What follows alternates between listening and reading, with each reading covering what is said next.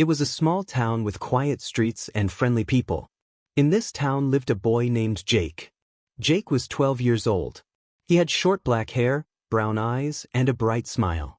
He lived with his mother and father in a small yellow house at the end of Maple Street. Jake loved animals. More than anything, he wanted a dog. Every day, he looked at pictures of dogs in books and on the internet. He dreamed of running through the fields with a dog, playing fetch, and sleeping beside it. One day, while walking home from school, Jake saw something strange. Near the park, behind a bush, there was a small brown dog. The dog looked tired, hungry, and scared. Its fur was dirty, and it had no collar. Jake walked slowly toward the dog and said gently, "Hey, little one. Are you lost?" The dog looked at him but didn't move. Jake opened his lunchbox and took out a sandwich. He placed it on the ground. The dog smelled the food and slowly walked forward. It ate the sandwich quickly. Jake smiled. "You must be so hungry." He sat on the grass and watched the dog. After a few minutes, the dog came closer and put its head on Jake's leg. Jake felt warm inside. It was like the dog was saying, "Thank you." Jake looked around. No one was there. He picked up the dog carefully and said, "Let's go home." When Jake reached home, he showed the dog to his parents. His mom said, "Jake, we can't keep the dog. Maybe someone is looking for it." Jake nodded. "I know, Ma. But can we keep him for a few days? He looks really sick and scared." His dad looked at the dog. "Just for a few days. But we must try to find the owner." Jake was happy. He gave the dog a bath, fed him, and made a small bed using old blankets. He named the dog Buddy. Buddy was kind and quiet. He followed Jake everywhere. At night, he slept beside Jake's bed. In the morning, he waited at the door when Jake left for school. Jake felt like he finally had a best friend. They played together in the garden, went on long walks, and sat together watching the stars. Jake had never felt so happy.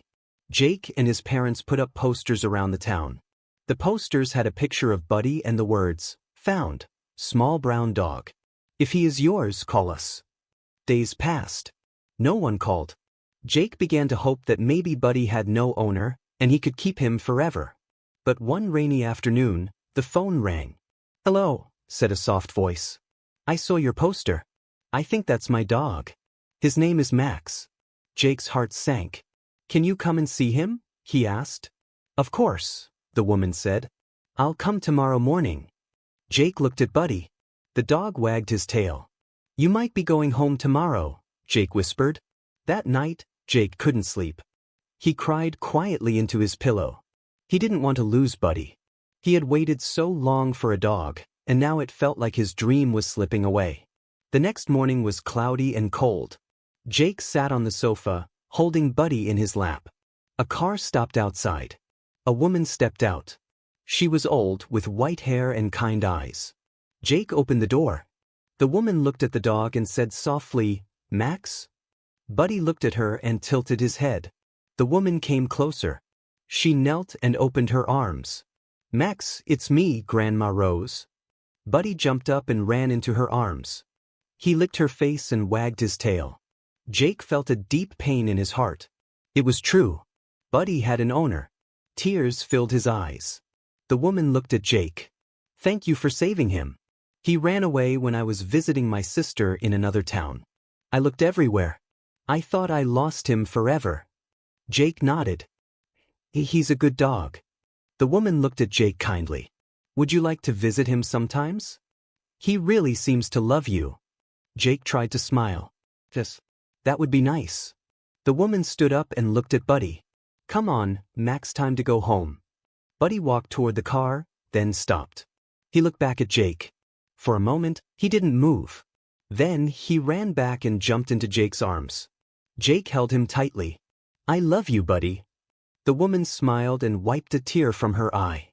She said, "Jake, I live alone. I'm old and I can't walk much. I love Max, but maybe he's better with you." Jake looked up, surprised. "Who, you mean?" She nodded. "Yes. I want you to keep him. Just promise me one thing." "Anything." Jake said. "Love him with all your heart." Jake hugged Buddy tighter. "I already do." From that day on, Buddy became part of Jake's family. They played, laughed, and went on many adventures. Jake always remembered the woman who gave him the biggest gift of all, love. Sometimes they visited her, bringing flowers and cookies. She always smiled when she saw Buddy. Jake never forgot her kindness. Years later, when Jake grew up, he still had Buddy. They had both grown older, but their bond stayed strong. Jake would often sit with Buddy under the big tree in their garden and whisper, "You were never lost. You were just waiting to be found."